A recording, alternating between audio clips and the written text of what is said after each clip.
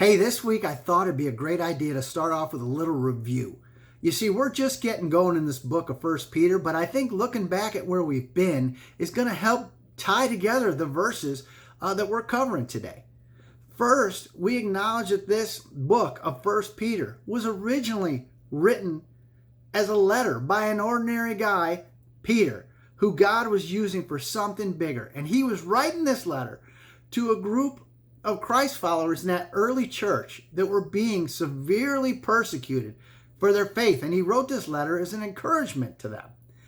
And then I came across that word expectation, which really convicted me that expectation is so much more than hope. It turns faith into hope supercharged and turns that trust into something bigger. And then last week, Jason told us about that inheritance that God promises us and to be looking forward to that.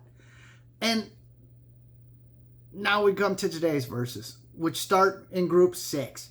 And again, 4 simple words, but convicted me right out of the box. It says, so be truly glad. Or in other versions, the translations, it says, rejoice. And so we rejoice.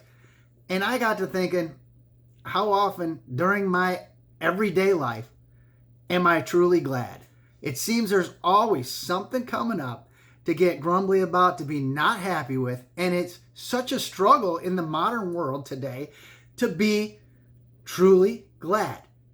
And Peter tells us after this that we're going to endure many trials for a little while. And I don't know about you, but a little while sometimes to me seems like a long time. It might even be 5 minutes, but if it's in the wrong situation at the grocery store or something, I'm just going to get grumbly about it. And it's totally wrong. And I know I'm talking about something little, like being impatient at the grocery store, but these trials in our life, they can get really big. And some of us are going through some tough garbage right now. And we're saying, come on, God, why me? What's going on? Why is this happening to me? And that takes us right back to those early Christ followers being persecuted for their faith. In this world, we're going to have trouble. The Bible tells us that, and we can surely expect it. We see it every day. And these verses here just tell us that stuff's going to happen. And that's what builds our faith. The struggles we go through are what make us stronger. I mean, you might say it's like exercising a muscle at a gym. You don't want to do it. It's painful. It's tough to go through. But after you've done it, you come out stronger. And it talks here about the way they purify gold by heating it, putting it trial by fire, if you will, that it removes impurities from the gold to make the gold more pure. And that's the same with our faith. Without struggle, without anguish, there's nothing to build our faith. It's very easy to have faith when we're not being challenged.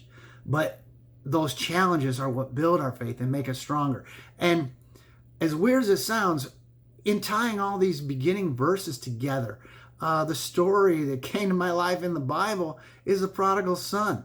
I think a lot of times I'm like him. I'm looking for that inheritance that Jason told us about. But you know what? I don't want to wait for it. I want it now. I want it now. And I say, God, why can't I have it now? I get so frustrated. But you know what? That's not what God promised us. He promised us an inheritance one day with him in heaven. And it's about him and his glory. It's not about me and mine. And I got to remember that. And that's difficult. And that's where I want to land this today, is just thinking about that how often we're so impatient in our faith. And we need to just remember God's promises are real. They're going to happen. But you know what? In his time, not our time. We'll see you next week on Wednesday Wisdom.